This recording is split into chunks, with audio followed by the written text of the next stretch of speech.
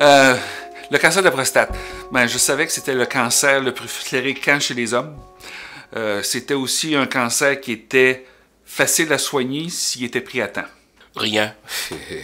Au fond, avant d'y avoir été confronté, je ne savais rien sur le cancer de la prostate, mais enfin, c'est pas quelque chose auquel on veut s'arrêter, surtout pas quand on a une quarantaine d'années. J'y connaissais rien, à part le fait que mon père lui-même avait un cancer. J'ai la chance d'avoir un médecin de famille qui connaissait très bien le contexte du cancer de la prostate. J'ai été suivi par un urologue depuis, disons, quelques années. Le suivi, c'était de vérifier encore la prostate, le fameux toucher rectal, que beaucoup d'hommes n'aiment pas. Après la biopsie, j'avais mon rendez-vous pour recevoir mon diagnostic. J'étais convaincu que le diagnostic allait être négatif. J'y croyais pas, moi, au cancer de la prostate. Donc, à chaque fois que mon médecin de famille me disait « Jean, tiens, il faudra un jour faire un test d'APS. » Bon. Le médecin me donne un papier de consultation pour aller refaire une biopsie. La biopsie, puis il marque sur la consultation suivi pour cancer. Et là, on a décelé un cancer de la prostate qui était présent. Alors, ça a été un petit peu l'hécatombe, si on veut, parce que psychologiquement, c'est pas toujours évident d'entendre une nouvelle comme celle-là. J'ai dit, pourquoi tu marques suivi pour cancer? J'ai dit, j'ai pas le cancer. Il m'a dit que oui, j'avais le cancer, mais j'avais le cancer depuis 2012.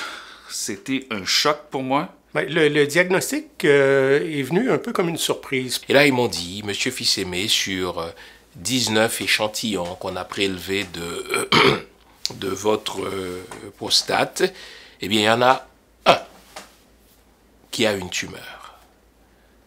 Donc, vous avez le cancer de la prostate. Et là, le ciel venait de me tomber sur la tête. Bon. Dans ma tête, ce qui roulait, c'était toujours ça, le mot cancer. Le médecin qui m'a diagnostiqué m'a remis un document. C'est un livre du Dr Saad, qui est un éminent urologue montréalais. Et toute l'information était dedans. Alors, ça a été un cheminement pendant, je dirais, peut-être 2 mois, où il y avait beaucoup d'incertitudes, beaucoup de questionnements.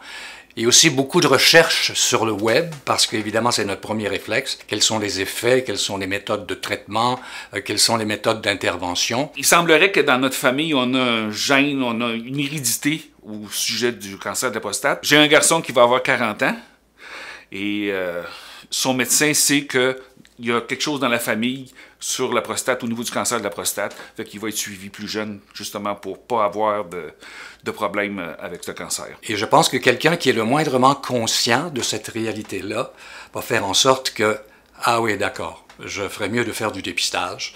D'abord d'en parler à mon médecin traitant, de faire du dépistage pour en arriver à me rendre compte qu'effectivement, c'est présent ou ça ne l'est pas.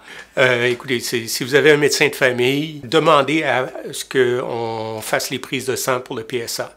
C'est avec des prises de sang qu'on a pu cibler mon problème. Et la prise de sang pour le PSA, mais ça fait pas plus mal que n'importe quelle autre prise de sang. Puis non, il n'y a pas de toucher rectal. C'est une prise de sang.